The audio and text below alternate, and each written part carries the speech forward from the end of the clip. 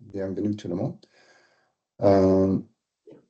Le sujet aujourd'hui est vraiment que tout le monde mérite un excellent manager. Et c'est à la fois un livre et aussi notre formation qui était à l'origine développée pour les managers de premier niveau. Et nous avons été un peu surpris, mais on a plus que 50% de nos clients qui mettent en place cette formation aussi pour les managers très expérimentés, voire on a déjà mis en place cette formation pour les membres des Codir. Car c'est des bases de management qui sont essentielles et on a certains clients qui ont eu des personnes qui ont été embauchées en tant que manager de premier niveau et avec les changements d'organisation, les changements et la croissance, ils ont eu les personnes qui sont montées jusqu'au niveau de directeur et pourtant, ils n'avaient jamais été vraiment formés sur les bases de management. Donc, on n'appelle plus, même si vous allez voir dans le diapo les phrases par rapport aux challenges, les défis des managers de premier niveau, c'est vraiment une formation qu'on peut mettre en place pour les managers à n'importe quel niveau d'organisation, s'il y a un besoin de maîtriser ces compétences que nous allons regarder ensemble. Alors, lorsque nous avons développé notre offre de leadership, on a vraiment identifié 3 niveaux sur lesquels nous voulons centrer nos différentes solutions. Et donc, le premier niveau est évidemment des cadres dirigeants et on voulait se poser des questions. Lorsqu'on devient un cadre dirigeant, quels sont des changements de leadership qui sont importants? Et donc, normalement, c'est qu'on a besoin d'être beaucoup plus holistique. On a besoin d'être à la fois, évidemment, focalisé sur les résultats à courte durée, à court terme, mais aussi maintenant à long terme. Et on a besoin, évidemment, de commencer à répondre à des besoins de multiples parties prenantes. Ce n'est pas uniquement mon manager direct. Après, un cadre dirigeant a besoin de répondre aux actionnaires, il a besoin de répondre aux besoins éventuellement du gouvernement. Et puis, il y a vraiment ce changement de cap par rapport à avoir une vision beaucoup plus large, à la fois de la société, c'est-à-dire l'entreprise, mais aussi la société dans laquelle les entreprises s'opèrent. Ensuite, effectivement, on a les managers et des cadres supérieurs, donc managers et cadres supérieurs. Et eux, le grand challenge, c'est plutôt passer des opérations tactiques ou opérationnelles à des opérations beaucoup plus stratégiques. Et souvent, ils vont être obligés de gérer plusieurs équipes, voire des services. Et donc, évidemment, ça aussi change des données parce qu'ils ont besoin de développer la performance des collaborateurs qui sont aussi des managers. Par rapport à quand on est un manager du premier niveau, on est vraiment focusé sur augmenter la performance de plutôt des personnes qui ont un rôle technique.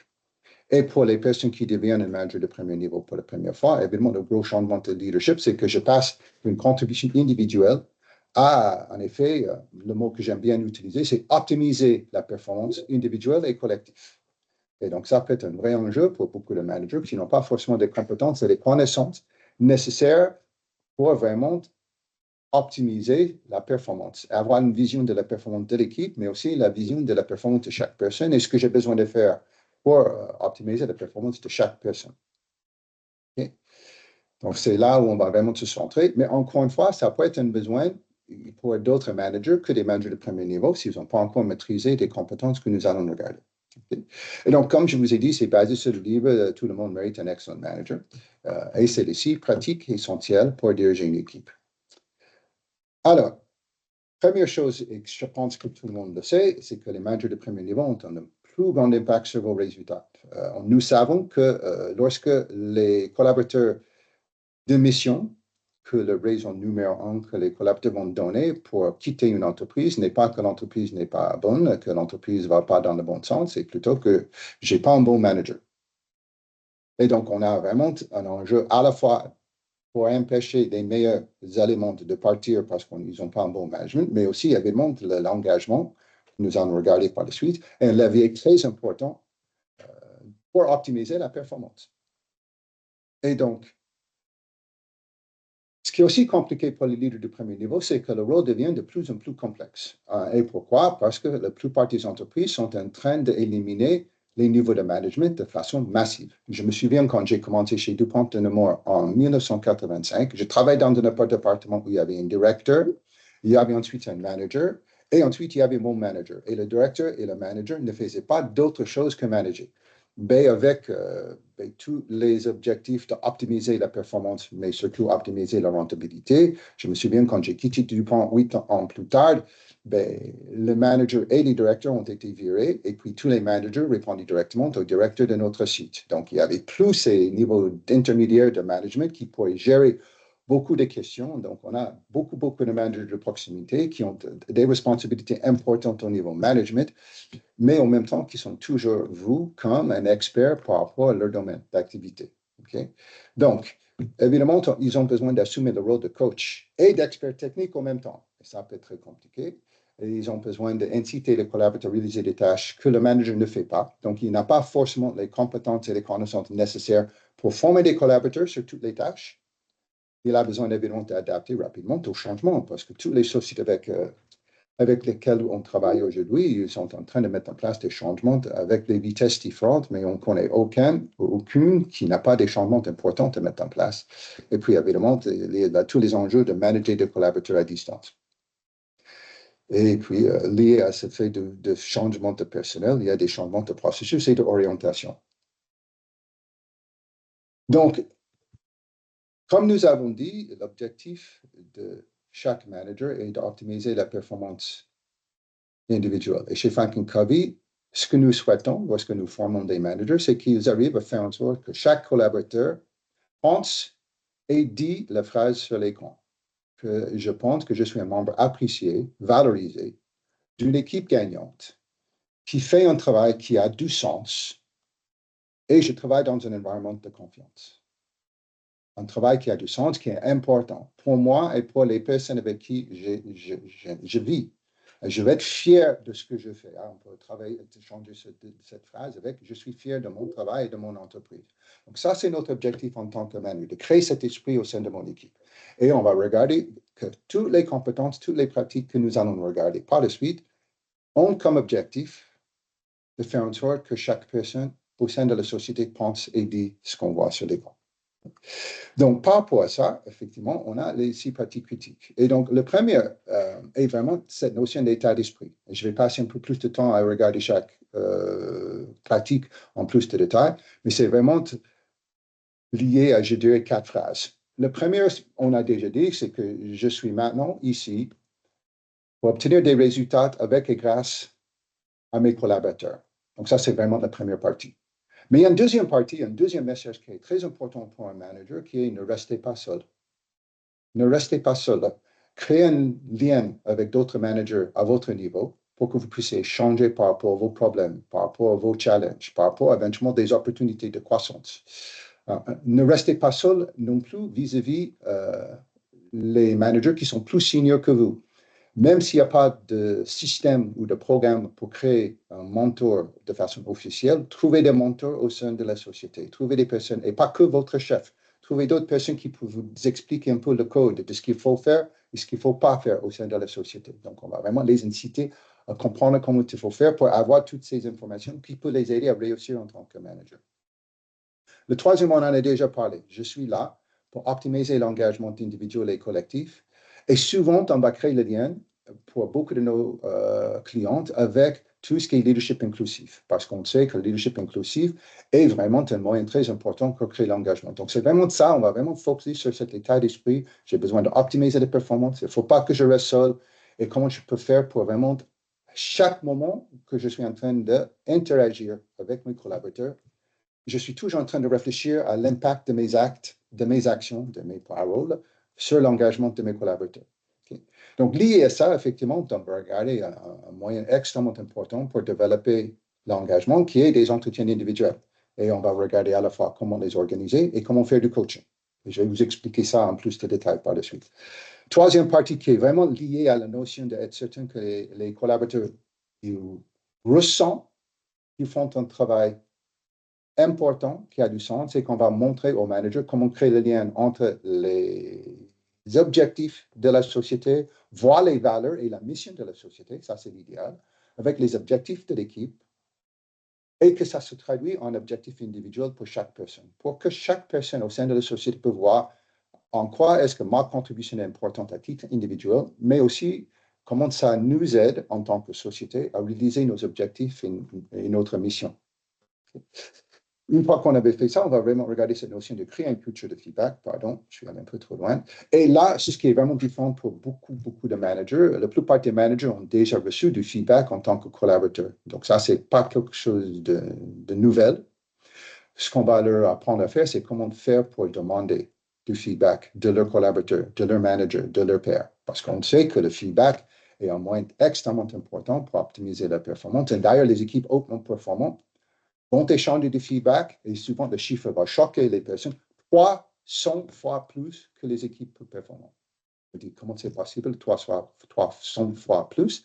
Mais parce que si on a une équipe de 5 personnes, l'objectif n'est pas uniquement que le manager donne du feedback à chaque collaborateur une fois par semaine, ça nous donne 5 feedbacks par semaine, mais que le manager donne du feedback aux collaborateurs, les collaborateurs donnent du feedback au manager. Donc ça, déjà, c'est 5 fois 5, plus 5, ça fait 10. Mais on veut aussi que les collaborateurs se donnent du feedback. Et donc là, si on passe de 5 qui donnent chacun à 4 autres personnes, mais là, on en a 20. Donc là, on passe de 5 à 60 très rapidement. Et puis, vous faites ça tous les jours. Vous allez voir à la fin d'une année, vous avez des centaines de fois de plus de feedback entre les différents membres de l'équipe. Et c'est pour ça qu'on parle de créer une culture de feedback. Ce n'est pas que le manager qui donne du feedback de temps en temps à ses collaborateurs, mais créer cet esprit de confiance pour que tout le monde soit confortable pour échanger du feedback avec tout le monde, à la fois du feedback positif et du feedback négatif, ou feedback, ce qu'on avait appelé d'orientation, pour aider les personnes à augmenter les performances. Ensuite, évidemment, la notion de changement est extrêmement importante. Donc, on va regarder ensemble rapidement comment il faut faire pour mettre en place des changements importants au sein des équipes. Et la dernière chose, un manager, il va regarder tout ça. Il va dire, oh là là, j'ai besoin d'organiser des entretiens individuels. J'ai besoin de faire du coaching. J'ai besoin de passer du temps à expliquer le sens de nos objectifs. J'ai besoin de donner et recevoir du feedback et gérer le changement. Bon sens, comment est-ce que je vais faire pour trouver le temps et l'énergie pour faire tout ça? Donc, la dernière partie de la formation, c'est regarder comment faire pour gérer notre temps, pour trouver le temps. Et ça veut dire souvent aussi optimiser nos efforts et nos actions. Donc, il y a une grande partie de la partie 6 qui est vraiment regarder de façon, je dirais, concrète les résultats de nos actions pour éliminer tout ce qui n'apporte pas de résultats. Donc, un vrai esprit. Voilà. Donc, ça nous donne les 6 pratiques critiques, comme je vous ai dit. Et donc, normalement, lorsque nous mettons en place la formation, on le coupe en 2 jours. Ça peut être aussi des classes virtuelles. On peut faire jour numéro 1 en 2 classes virtuelles de 3h30. Vraiment, avec développer un état d'esprit. Effectivement, on va vraiment passer, comme je vous dis, soit le premier jour, soit les 2 classes virtuelles, à regarder toute la partie développer un état d'esprit, comment mener des entretiens individuels et comment organiser son équipe. Et la deuxième journée, beaucoup plus sur le feedback, gérer le changement et gérer son temps et son énergie. Donc, nous commençons dès le début avec la formation avec ce qu'on appelle les paradigmes. C'est comment on voit notre rôle en tant que manager, mais aussi comment on voit chaque activité que nous avons besoin de faire. Et on peut avoir des paradigmes ou une façon de voir qui est efficace ou non efficace. Donc, par exemple, on peut voir que nos collaborateurs sont incompétents. Par rapport à ça, on peut dire que c'est leur faute que les collaborateurs sont incompétents. Donc, qu'est-ce que je vais faire? Je vais critiquer le manque de compétences. Et qu'est-ce que je vais obtenir? Des résultats très faibles, car je ne vais pas en train de mettre en place des actions qui vont développer l'engagement ni les compétences de mes collaborateurs. Idem, je pourrais penser que lorsque j'ai des problèmes du développement de mon équipe, je peux me dire, tu sais quoi, ça c'est un problème pour le département des ressources humaines. Ce n'est pas à moi de gérer des problèmes de performance, ce n'est pas à moi de former et développer mes collaborateurs. Moi, en tant que manager, j'attends que j'ai une équipe de personnes qui sont déjà performantes. Tout ce que j'ai besoin de faire, c'est expliquer ce qu'il faut faire et ça devrait se faire. Donc, par rapport à ça, qu'est-ce que je vais faire?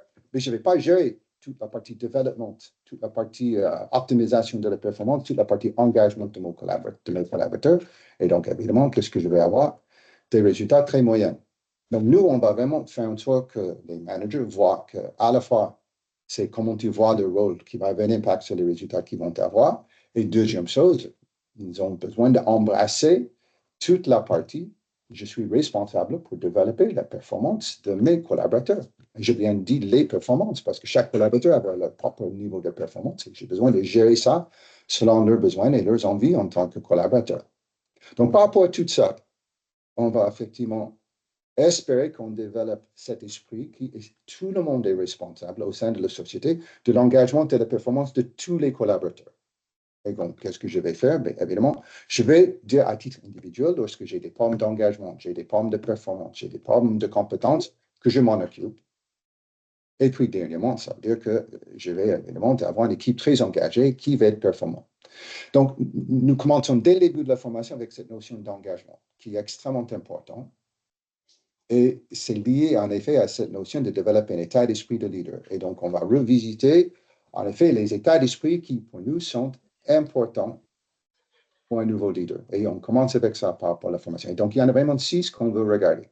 Je vais juste regarder la partie d'état d'esprit efficace. Right? Donc, premier, c'est je suis responsable aujourd'hui de la production, c'est le mot qu'on veut utiliser, des résultats.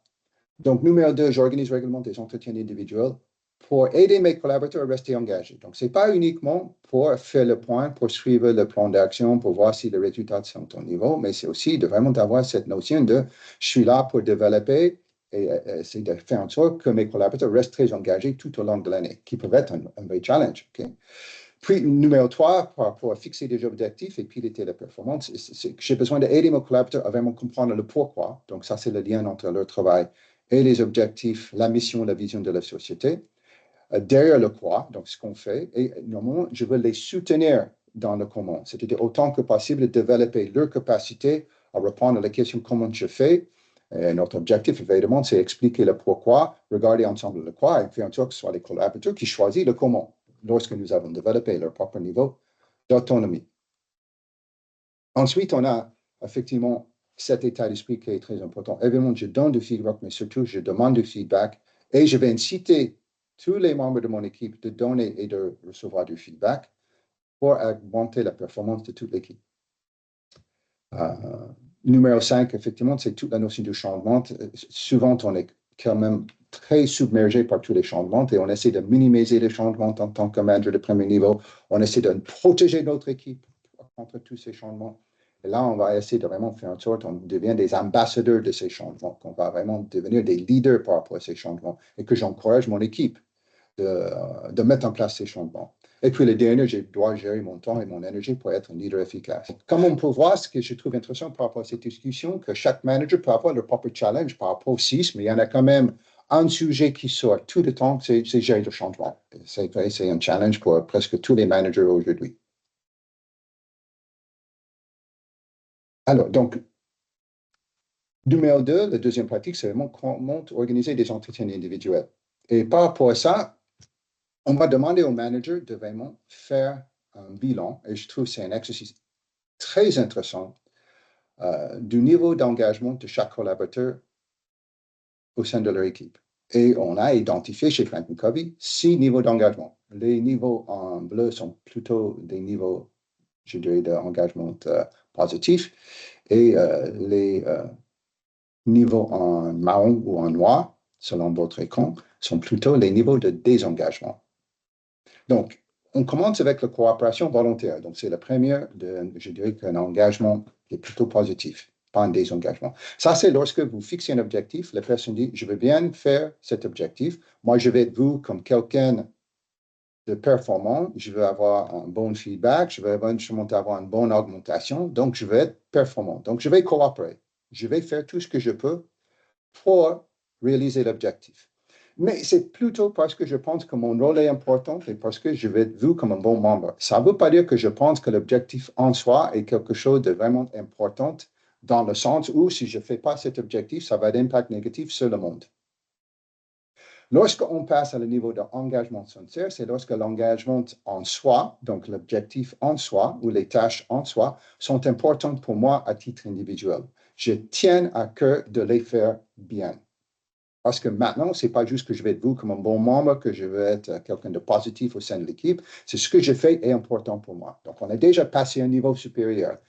Je trouve que mes tâches ont une vraie valeur ajoutée et je suis fier de dire voilà ce que j'ai fait. Okay? Ça, c'est déjà super bien. Donc, s'il y a des problèmes, je vais être proactif pour les régler. Je vais être un vrai moteur au sein de l'équipe. Après, quand on passe au niveau d'enthousiasme créateur, c'est un autre niveau. Ça veut dire que c'est tellement important pour moi, mon rôle et mes objectifs. Je vais commencer à passer du temps à faire des recherches sur Internet pour voir comment je peux mieux faire. Je vais devenir une force de proposition pour le leader par rapport à comment on peut optimiser la performance individuelle, voire collective de toute l'équipe. Parce que moi, je veux faire partie d'une équipe qui réussit tout ensemble et je veux surtout réussir. Et je ne suis pas satisfait avec notre façon de faire aujourd'hui parce que je suis convaincu qu'on peut mieux faire.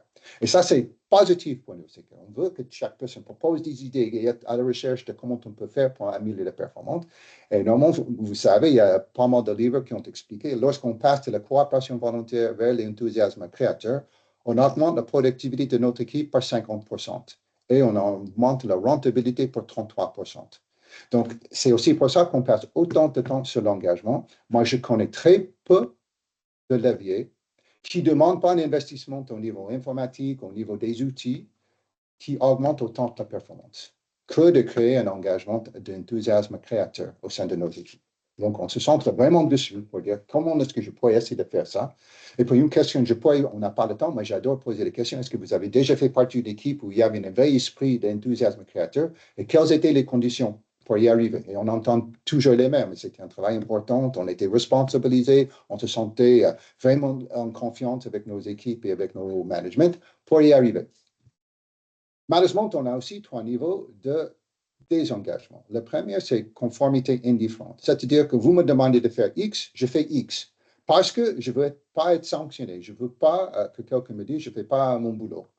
Cependant, si ce que je fais, ça marche, c'est bien. Si ça ne marche pas, ce n'est pas grave. Parce que je ne suis pas engagé par rapport à la performance que je devrais avoir. Je suis tout simplement OK pour faire ce que vous me demandez de faire en tant que chef. Qui veut dire que vous avez besoin d'identifier en permanence ce que je devrais faire parce que je vais être en attente de vos ordres. Ensuite, on a un niveau quand même plus important qui est l'obéissance contrariée. Ça veut dire que je fais ce que vous me demandez de faire, mais ce n'est pas uniquement que je m'en moque si ça ne marche pas. J'espère que ça ne marche pas. Et si je vois qu'on va droit dans le mur, mais je peux dire, mais vous m'avez demandé de le faire, chef, j'y vais à 100% de vitesse pour qu'on rentre dans le mur. Je peux dire, bah, j'ai fait ce que vous avez demandé à faire, mais évidemment, vous ne savez pas comment faire en tant que chef. Okay? Et puis, il y a un niveau même plus important qui est ce qu'on appelle la rébellion ou démission. Et ça, c'est lorsque je suis complètement contre ce que vous nous demandez de faire. Et en plus, je le dis. Je le dis aux autres, ou sinon, tout simplement, je quitte la société. Ou je quitte mon travail en restant toujours présente. Et donc, évidemment, on a besoin de regarder comment faire pour créer cet enthousiasme créateur. Je ne veux pas vous demander de faire ce bilan de vos équipes maintenant, mais ça peut être vraiment une exercice intéressant que vous faites à titre individuel, voire collectivement parlant, si vous avez assez d'engagement au sein de l'équipe. Donc, par rapport à ça, comme je vous ai dit, on veut vraiment être certain qu'on arrive à faire en sorte que les équipes et chaque collaborateur répète cette phrase. Donc, je le dis encore, je suis un membre apprécié d'une équipe gagnante qui fait un travail qui est important dans un environnement de pleine confiance. Donc, par rapport à ça, la première chose qu'on va aider les managers à faire, c'est d'organiser des entretiens individuels avec vraiment un objectif d'identifier le levier d'engagement. Et donc, souvent, quand on prépare ces entretiens, on demande au manager de regarder la page à droite. Pas juste quels sont les résultats, les éléments à suivre, quels sont les objectifs, sur quoi est-ce qu'on est en train de se centrer, mais vraiment, quels sont soit les défis, les opportunités et quel soutien est-ce que le collaborateur a besoin pour qu'il puisse être performant. Donc, qu'est-ce que je peux faire pour vous aider? Qu'est-ce qui vous préoccupe le plus? Quels sont vos plus grands défis? Qu'est-ce que sont des opportunités éventuellement que moi-même, je n'ai pas identifiées, que vous voyez qu'on devrait poursuivre? Est-ce que nous ne faisons pas qu'on devrait faire? Évidemment, on va avoir des objectifs de développement et vraiment regarder avec la personne, clairement poser des questions. J'adore les questions sur l'échelle de 1 à 10. À quel point est-ce que vous êtes heureux avec votre travail ici au sein de la société, votre travail actuel? Voilà, comment est-ce qu'on peut vous aider à titre individuel? Donc, tout ça peut nous aider. Et puis, évidemment, on va solliciter du feedback pendant ces entretiens. Donc, on va déjà dire au manager, vous avez aussi besoin, ça c'est un super signe de confiance qui va augmenter l'engagement de nos collaborateurs quand ils voient que vraiment on a envie et on ne va juste pas attendre qu'ils nous donnent, mais on va carrément demander du feedback. Donc, ça, c'est juste une première partie. Et puis, on va passer beaucoup de temps sur le coaching. Et le coaching, je trouve, est très intéressant parce qu'il y a un vrai paradoxe par rapport au coaching. Nous avons fait, il y a 2018, donc ça fait déjà il y a 6 ans, une enquête auprès de plus qu'1 million de managers. Et on a coupé les managers en 2 groupes, les cadres dirigeantes et puis les managers seniors et en dessous. Et donc, on a identifié les cadres dirigeantes, quelles sont les compétences qui sont les plus importantes pour vous, que vous attendez de vos managers. Et par rapport à tous les pays, tous les secteurs d'activité, on a vu que la plupart des cadres dirigeantes ont mis le coaching et le développement parmi les 3 compétences de leadership les plus importantes. Okay? Mais le paradoxe de ça, c'est qu'on a fait un 360 qui va évaluer la performance des managers dans une formation qu'on a qui s'appelle des 4 rôles essentiels de leadership.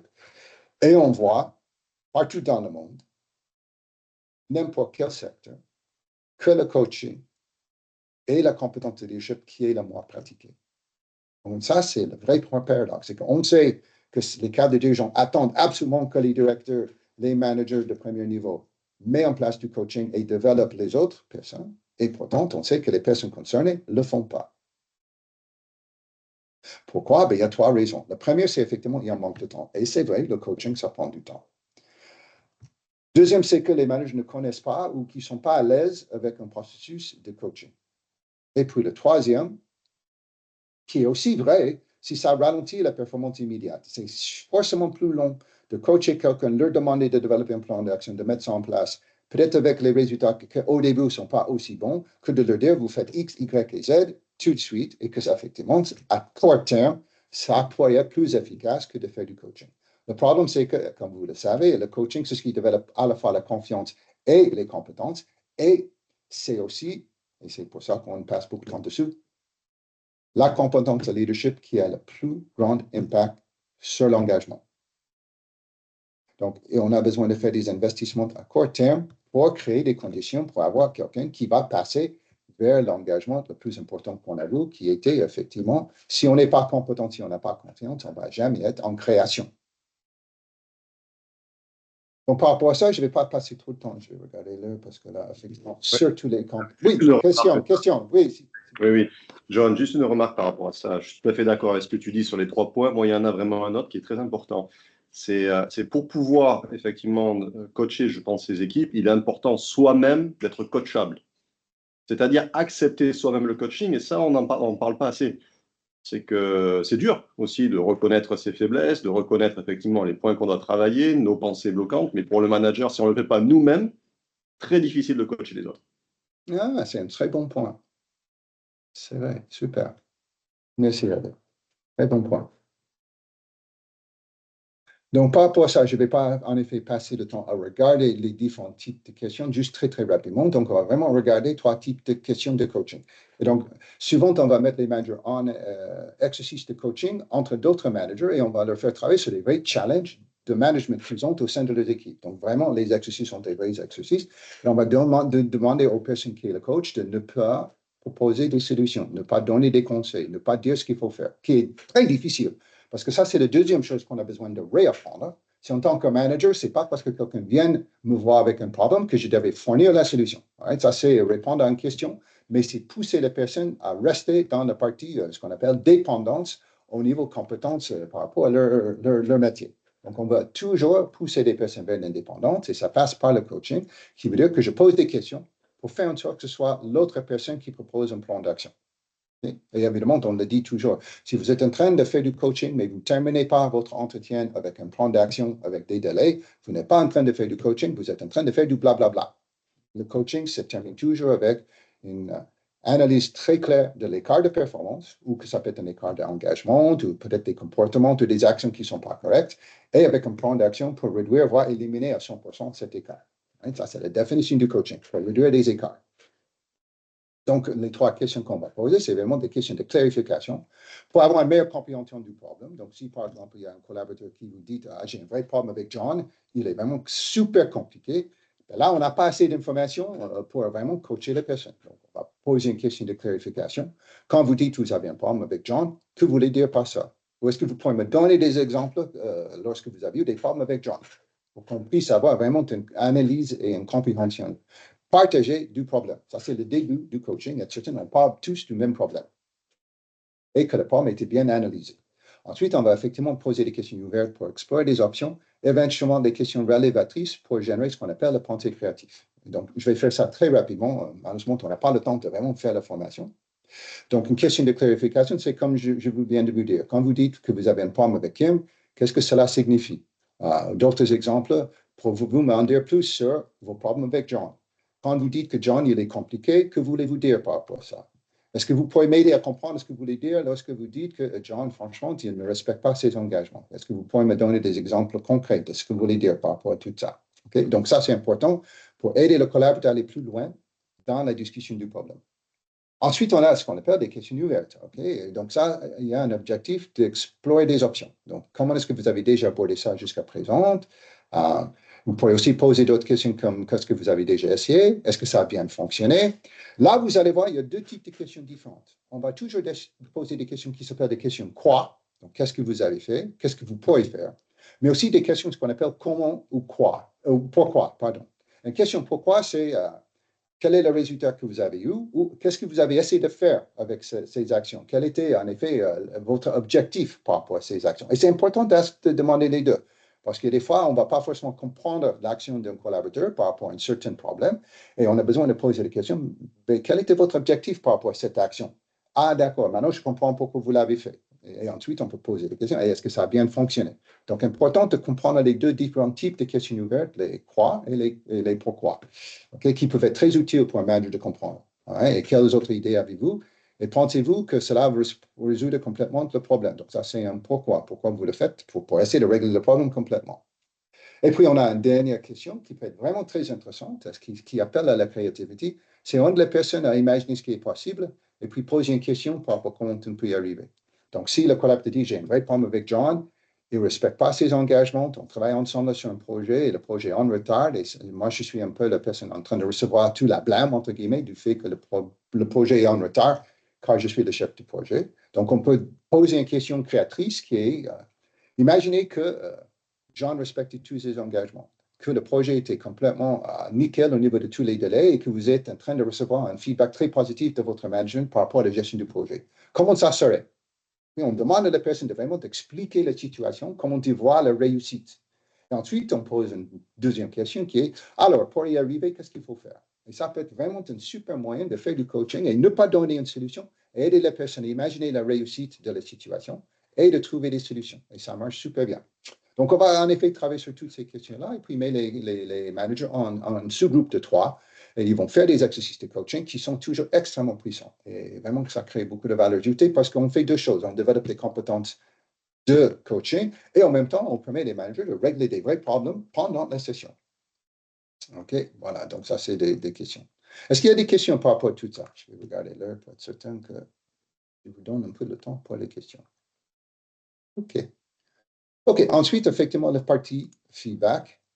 On va passer, enfin, organiser vos équipes pour obtenir des résultats. Oui, je vais en parler très rapidement. Donc, ce qu'on va faire vraiment très rapidement, c'est répondre à la question pourquoi. Donc, on va travailler avec nos sociétés, nos clients, pour vraiment être certain qu'on a ce que j'appelle le cap à communiquer aux participants. Donc, c'est très important. Ça peut être la mission, ça peut être la vision, ça peut être nos objectifs prioritaires, mais on a besoin d'un cap auquel on va demander à chaque manager d'assigner, s'aligner, à la fois par rapport à leurs objectifs d'équipe, parce que ça, c'est le premier exercice, c'est quelle est votre contribution envers le cap que la société a fixé pour cette année, ou éventuellement, ça peut être un service. Si vous avez vraiment une très grande entreprise, peut-être le cap de la société, c'est trop grand. Mais si je suis parti d'un rôle de Global HR, on peut me dire, voilà le cap pour HR partout dans le monde et quelle est la contribution de votre équipe par rapport à ce cap. Et on utilise vraiment le mot cap et on utilise aussi le mot contribution. C'est les deux choses qu'on veut parce que sinon, le pourquoi, mission, vision, je trouve que ça, c'est des mots qui peuvent être trop vagues. Donc, quel est le cap pour la société et pour le service? Où est-ce qu'on va? Et quelle est la contribution de mon équipe vis-à-vis ça? Une fois qu'on avait fait cet exercice, bien évidemment, le quoi, c'est de traduire la contribution en objectif. Donc, la contribution d'équipe, c'est permanent, c'est ce qu'on fait, c'est la raison d'être de notre équipe. Et le quoi, c'est ce qu'on fait cette année au niveau objectif et ce qu'on peut mesurer pour voir qu'on a contribué à cette contribution autant que possible.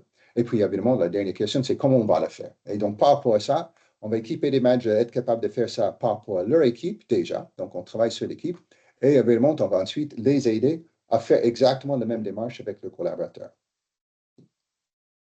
Voilà. Et donc, ce qu'on dit toujours par rapport à ça, c'est qu'avec vos collaborateurs, rapidement et lentement et lentement et rapidement. Donc, si les managers disent, j'ai pas le temps de parler de notre vision, de notre contribution, si j'ai pas le temps de penser à comment créer le lien, je vais juste leur donner des tâches. Oui, vous pouvez faire ça rapidement. Mais le problème, c'est que vous n'allez pas développer l'engagement, les collaborateurs ne vont pas avoir le sens de ce qu'ils sont en train de faire, et finalement, vous allez aller beaucoup plus lentement pour atteindre des résultats qu'il vous faut. Okay? Donc, encore une fois, donc là, je vais sauter. Ensuite, on va aller très vite vers la partie feedback. Et là, ce qui est important par rapport à ça, c'est qu'on va parler des deux types de feedback. Donc, le feedback de renforcement. Donc, ça veut dire qu'on met en évidence les comportements et les actions qui sont efficaces, OK, avec un objectif d'inspirer les membres de l'équipe de continuer de les faire. Aussi, de se sentir valorisé en tant que collaborateur. Si je ne reçois que du feedback de ce qu'on appelle de réorientation, ou ce que les gens vont dire un feedback constructif, je vais dire, ben, les personnes voient tout ce que je fais mal, mais ils ne voient pas ce que je fais bien. Donc, ils ne valorisent pas mon travail. Donc, le feedback de renforcement est extrêmement important pour valoriser des collaborateurs. Voilà, et évidemment, ça va renforcer la confiance et ça crée, comme j'ai dit, une culture de respect. Et puis, malheureusement, il y a des fois où on a besoin de donner un feedback de soit de réorientation ou de redirection. Moi, je préfère réorientation. Ça va sensibiliser les collaborateurs par rapport aux actions et les résultats, puis met en évidence l'impact de leurs actions. Et là, dans ce cas-là, l'impact n'est pas suffisant par rapport à nos objectifs. Clarifie les comportements attendus et puis communiquer la confiance parce qu'on est en train de donner ce feedback, pas parce qu'on veut critiquer les personnes, parce qu'on a confiance en la personne et on veut aider la personne à augmenter leur performance.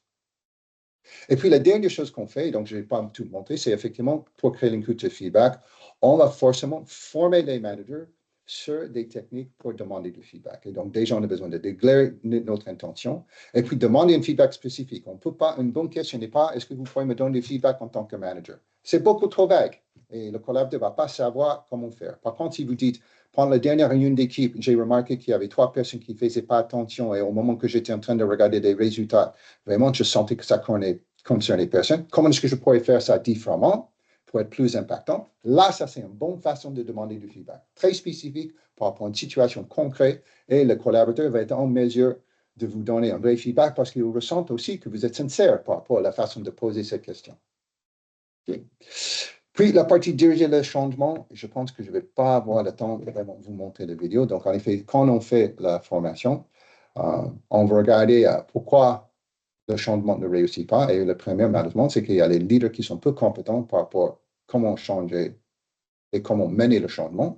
Puis, numéro 2, et vous avez déjà mentionné ça, c'est qu'on n'a pas une vision claire du changement, le pourquoi, et qu'il y a une communication inadéquate par rapport à la vision, qui fait en sorte qu'il y a souvent un manque d'alignement et puis il y a un faible engagement. Donc, en effet, souvent, le 2 crée le 3, le 4 et le 5, ou le 3 qui est la raison pour laquelle il n'y a pas le 2, mais qui crée le 4 et le 5. Donc, on sait qu'on a besoin d'être certain qu'on a créé une vision claire. Et une chose qu'on va dire pendant la formation, qui est si un manager n'a pas une vision claire d'un changement qu'il a besoin de mettre en place, ben, c'est à lui d'aller la chercher. C'est lui d'aller la chercher en demandant à son manager qui sont les personnes qui pourraient nous donner des informations. Parce que souvent, il faut être honnête, quand le manager n'a pas de vision claire, c'est parce que le manager du manager n'a pas de vision claire d'exactement le pourquoi. Donc, aller ensemble le chercher pour qu'on puisse être certain que quand on communique quelque chose à nos équipes, on peut effectivement créer cet engagement. Et on a une vision claire de le pourquoi. Okay. Donc là, je vais sauter la vidéo, on n'a pas de temps. Mais on va effectivement regarder ces 4 zones par rapport au changement. Donc, la zone de status quo, c'est lorsqu'il n'y a pas encore un changement. Donc, c'est le business as usual. Hein. Donc, on gère l'équipe comme toujours. Ça ne veut pas dire qu'on n'est pas sous stress. Ça peut être un peu compliqué, mais on sait ce qu'il faut attendre tous les jours. Et puis, évidemment, le moment que le changement est annoncé et qu'on a besoin de commencer à arrêter de faire certaines choses, parce qu'avec le changement, on arrête certaines choses pour faire différemment, mais c'est ça qui crée les zones de rupture. Et ces zones aussi de rupture qui créent le plus de désengagement, car on sait ce qu'on a besoin d'arrêter, mais on n'a pas encore compris comment faire. On n'est pas complètement sûr est-ce que ce changement est bien fondé ou pas. Et on a besoin effectivement de monter jusqu'à la zone d'adoption pour qu'on puisse commencer à avoir une équipe qui commence à mettre en place les plans d'action. Après, la zone d'adoption n'est pas toujours encore aussi jolie que ce que j'ai écrit sur l'écran, là, car souvent, on va mettre en place une action, ça ne marche pas. Et on va mettre en place une deuxième, et ça ne marche pas super bien non plus. Et on peut même passer de la zone d'adoption vers la zone de rupture, parce qu'on peut devenir désengagé à nouveau, parce qu'on essaie deux choses et ça ne marche pas. Donc, c'est linéaire sur l'écran. Dans la vraie vie, ce n'est pas linéaire.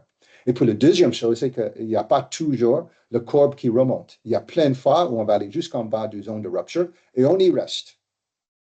Et qui veut dire qu'il y avait un coût important au niveau performance et au niveau temps, on ne va jamais récupérer. Et aussi plein de fois où on va éventuellement aller jusqu'au niveau de performance où on était juste avant le lancement du changement et qu'on y reste aussi. Qui veut dire que le changement nous a coûté beaucoup parce que dans la zone de rupture et la zone d'adoption, il y a une baisse de performance. Il faut être très clair. On est moins performant qu'avant. Et si on n'arrive pas à aller vers la zone de meilleure performance, ce changement aussi nous a coûté sans apporter quelque chose. Et c'est la raison pour laquelle, et on a effectivement évalué ça, 75% des changements n'apportent pas de résultats positifs. La plupart, soit on atteint le même niveau de résultat, soit on a un niveau de résultat inférieur. Donc, la plupart du temps, vous mettez en place des changements. Ben, malheureusement, on crée des coûts, mais on ne fait pas des bénéfices. Et ça a été prouvé. Et donc, c'est notre façon de gérer ça à la fois au niveau des cadres dirigeants, évidemment, mais aussi tous les cadres managers intermédiaires qui peuvent faire en sorte qu'on va avoir une augmentation de la performance. Et puis, la dernière, juste très, très, très rapidement, comment gérer leur énergie. Vraiment, on va regarder la notion de l'ego caillou. Je pense que vous le connaissez. C'est des choses qui ne sont pas urgentes, mais qui sont très importantes. Et en tant que manager, c'est tout ce qu'on a déjà regardé. C'est faire du coaching, faire des entretiens, solliciter du feedback. Toutes les actions que nous avons regardées, c'est passer du temps à expliquer le pourquoi des objectifs. Tout ça, c'est des gros cailloux de management. Ce n'est pas urgent. Toutes les choses urgentes, c'est tous les emails, c'est des réunions qu'on a besoin d'organiser pour regarder les performances, qui peuvent être importantes, mais qui vont avoir moins d'impact sur l'engagement et la performance collective. Donc, comment on fait pour organiser nos semaines, pour qu'on puisse être certain? Et là, vraiment, on va regarder ces trois étapes qui sont vraiment, vraiment, vraiment cruciales. On va regarder en effet nos rôles et nos objectifs. On va planifier les gros cailloux. Donc, en tant que leader, je peux avoir plein de rôles chaque semaine. Je peux avoir un rôle de manager. Je peux avoir un rôle d'optimiser la performance. Je peux avoir un rôle de gérer des problèmes de performance. Je peux avoir des rôles très différents de solliciter du feedback. Donc, je vais vraiment me poser les questions. Quels sont les rôles sur lesquels j'ai besoin de me concentrer cette semaine et puis planifier des gros rôles par rapport à ça. D'être certain que j'ai des rendez-vous, des moments dans mon agenda pour passer du temps sur ces points de management très importants. Et par rapport à ça, l'autre chose qu'on va regarder, c'est on va faire un bilan chaque semaine de la semaine passée pour regarder des actions et les résultats. Et là, on dit les intentions ne comptent pas. Ce n'est pas parce que j'ai organisé une réunion d'équipe que je peux dire que c'est quelque chose qui a créé de la valeur. J'ai besoin de vraiment me poser la question, quel était le résultat de cette réunion d'équipe? Est-ce qu'on a mis en place des plans d'action? Est-ce qu'on a réglé des problèmes? Est-ce qu'on a identifié des actions qui vont augmenter la performance de l'équipe? Sinon, j'ai passé 2 heures en réunion qui ne crée pas la valeur. Donc, vraiment d'avoir cet esprit de regarder chaque réunion, chaque action que j'ai mis en place avec un œil critique. Est-ce qu'on est en train de créer la valeur pour nous-mêmes et pour d'autres personnes? Et sinon, on a besoin de réduire ou changer. C'est parce que c'est le seul moyen de gagner du temps pour faire le reste, c'est éliminer tout ce qui ne crée pas de la valeur. Donc, voilà. Donc, je pense que je vais arrêter là parce qu'il nous reste très peu de temps. Et donc, je voulais juste voir si vous avez des questions ou des commentaires par rapport à tout ça. Oui, moi j'ai en fin de compte une question, John. Oui, Nous sommes en pleine phase de transformation d'entreprise au sein de notre société. Et ce que je remarque, c'est que chaque année, nous devons nous améliorer en termes de KPI, que ce soit réduction de coûts de non-qualité, rebut, dérogation.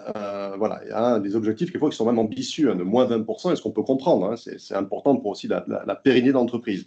Par contre, ce que je remarque, c'est que, et c'est très intéressant, dans la courbe de changement, on voit dans la courbe de rupture et d'adaptation, les résultats baissent. Mais on est en pleine transformation, mais en tout cas, les directives sont non seulement vous devez vous améliorer sur le court terme avec des KPI très clairs, mais aussi il va falloir se transformer. Donc souvent, cette phase de rupture et d'adaptation, on n'accepte pas que les résultats baissent. Comment on peut faire effectivement pour convaincre nos membres de COMEX de comprendre qu'il y a une phase de transition et que quelquefois, oui, pendant quelques mois, on va baisser en performance pour pouvoir remonter beaucoup plus haut. Oui, en effet, c'est en effet toujours le challenge, ce que j'appelle le fantasme du changement. Et j'en parle beaucoup quand je travaille avec les cas de dirigeants. Le fantasme du changement est le suivant.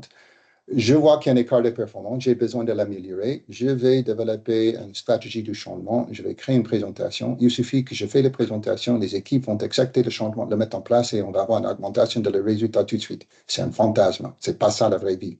Ça ne marche pas comme ça. Donc, quelque part, on a besoin de travailler avec les cadres dirigeantes. Et en effet, c'est lié, vous connaissez, nous, notre réponse par rapport à ça, c'est des quatre disciplines d'exécution.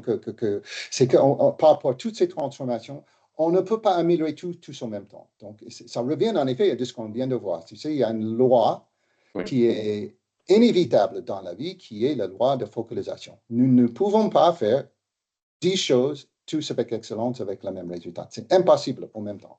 Donc, on a besoin de décider par rapport à la transformation, qu'est-ce qui est le plus important. On focalise, on met toute l'énergie dessus. Et là, effectivement, on peut avoir des exigences que la performance va augmenter. Mais honnêtement, pour le reste, là, c'est une réponse que souvent les cadres de dirigeants ne veulent pas entendre. On a besoin de se dire, si on arrive au même niveau qu'avant, c'est déjà superbe. Et si ça baisse un petit peu, c'est normal.